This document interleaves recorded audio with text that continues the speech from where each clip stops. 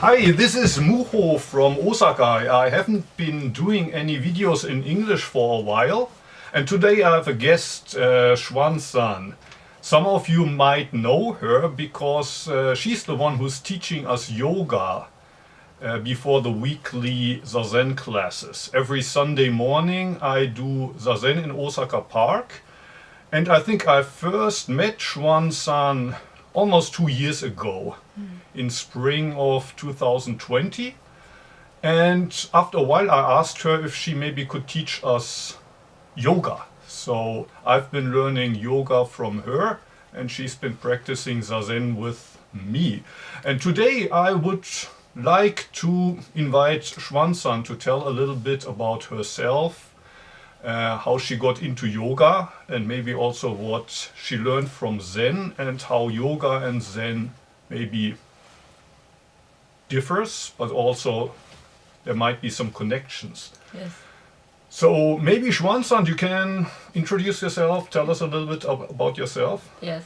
My name is Xuan. I'm from China. I live in Japan right now. Work as a yoga instructor. I teach Ashtanga yoga. And I was a dance teacher before. I born in Beijing. I graduated from a dance school. So my husband Chris, he wants to move in Japan, so we moved to Japan. And I started doing Zazen after I moved to Japan, and yoga also after I moved to Japan. So you started to learn yoga here in Japan. After I moved to Kobe. I see. That was 2 years ago, 3 years ago? 4 years ago. About 4 years ago. After I moved to Kobe, I met my teacher, Shimizu Seiya sensei, and I started yoga with him. Before, because I was a dance teacher, so I'm not really interested in yoga. I tried a few classes before. I was teaching. Actually, I was doing weightlifting before at the gym, and there are some old ladies. Yeah. They asked me. Somehow they found out I'm a dance teacher. Yes. And they asked me if you wanted to teach us dance because our teacher just left, so we need a dance teacher. So they invited me to teach them dance, and then I started teaching dance. Those ladies also doing yoga. I see. They play in the gym, so I went to a few yoga classes with all those ladies who doing my dance class. Yeah. And I don't like yoga that much because the teacher talk very softly, very slow, and say you do this and you do that, and then you have to keep one movement very long time. I was doing dance over, you're always flowing, and I feel I don't really like yoga, and I stopped. I maybe few classes I didn't went back to yoga. But after I moved to Japan, I still doing weightlifting. Yes. In the gym. We lived at Okayama, so I was staying in the gym for like 3 hours every day. We didn't know any Japanese because the yoga teacher talking all the time in the class. So I wanted to learn some Japanese. So I went to the class in the gym. Yes. And then even I don't know what they're talking. I don't know Japanese, but as you're doing yoga, and I learned something. So for my Japanese learning, first study Japanese, I went to a yoga class. Then I started a little bit yoga, but not Ashtanga, just normal other classes. Yes. And one teacher's class, I like her class very much. I went to her class almost every week. And she said, I see her doing the arm balance or handstand. Oh my God, I wanted to learn it. And she said, you should do Ashtanga. I said, Ashtanga, I don't know Ashtanga. And I searched studio stuff. I couldn't find a teacher in Okayama. So, and I think about Ashtanga from that time. Yes. So we moved to Kobe. Yes. And I'm still playing the gym. I say, oh, they have Ashtanga class. They have twice Ashtanga class, but not in the morning, not at nighttime. It's it's a weird time. It's around lunchtime, lunchtime Ashtanga. So I do like 1 or 2 times the light class with my teacher, and I said, oh wow, it's very interesting, and I like the practice. My teacher invited me, said, do you want to do Mysore class? Or what is Mysore class? And he said, you can go to. He didn't open the studio at that time. He was renting a place doing Mysore. I stopped my gym member. I started doing yoga. Actually, the Mysore class, it was my birthday gift for myself. Oh. My 30 years. I started Ashtanga from the first day of my 30s. So I went to I started Mysore practice with my teacher. Yeah, from that I felt very interesting yoga, and then after that I'm very into the practice. I asked him, so where you learn yoga, and he said you should go to India. It's from Mysore.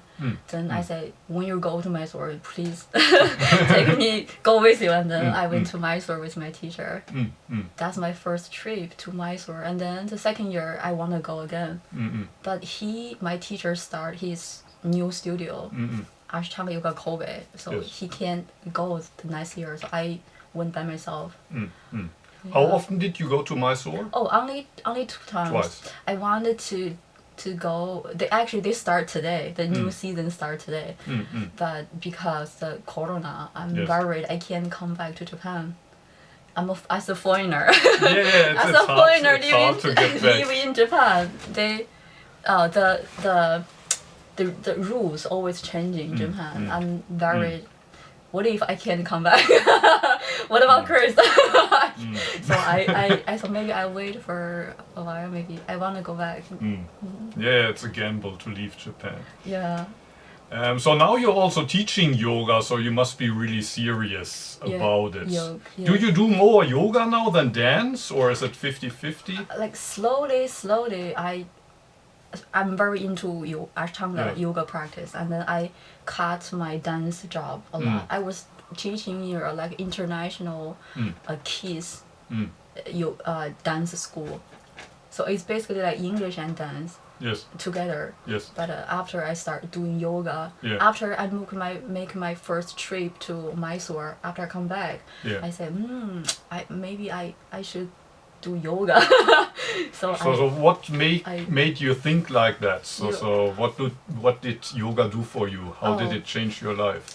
It's really it's really fun. It also, from another side, the yoga job is more easier as a dance teacher. That's the first point. Because as a dance teacher, you really to prepare your class before ahead. You take maybe 1 week to think about your dance, the choreography, a lot of stuff.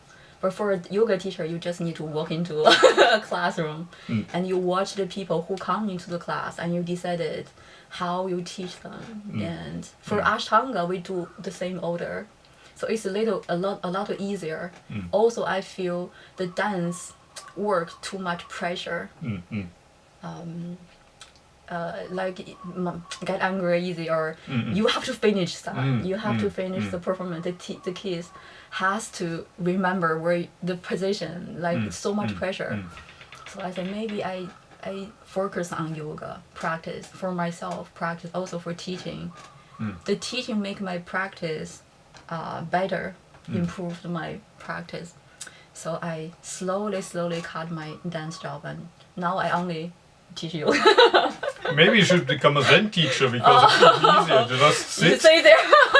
Like when you're a yoga teacher, you have to have your personal, private practice, Mysore practice, and then you have your students' practice, and you have to adjust or correct them, but you cannot do it simultaneous. But when you're a Zen teacher, you can just sit and do your practice and invite others, but it's very easy. It's the very easy thing to do. Yes. How did you get into Zen? Was it Chris that was interested? Zen, actually, I started sitting in Zazen before yoga. Oh, in China? Are you surprised?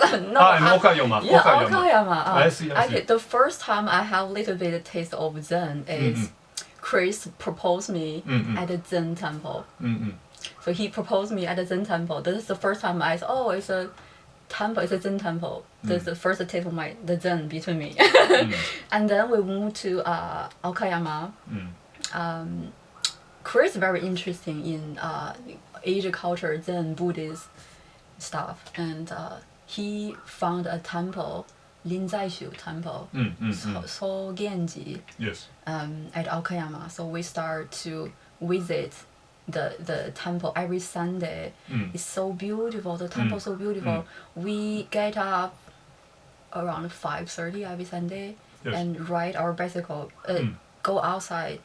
Leave the house before 6:30. Ride our bicycle to the mountain. Yes. When you're riding a bicycle, it's around 6:30. The sunrise. It's so beautiful. And Beautiful, Aokayama is suburb.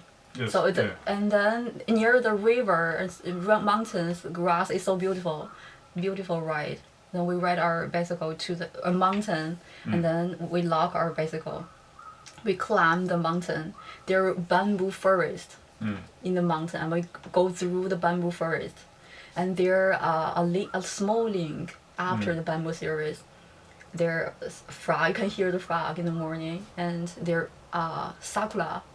The tree, so beautiful. After that, it's the temple. So the Sunday like an adventure for us, very fresh. We go every Sunday there. The Zazen guy very interesting. It start from 8 o'clock in the morning. So, I think we have to take a break here because yes. we're close to 12 minutes. But we'll continue in the next video. Okay. Okay. Make a short break. Yes.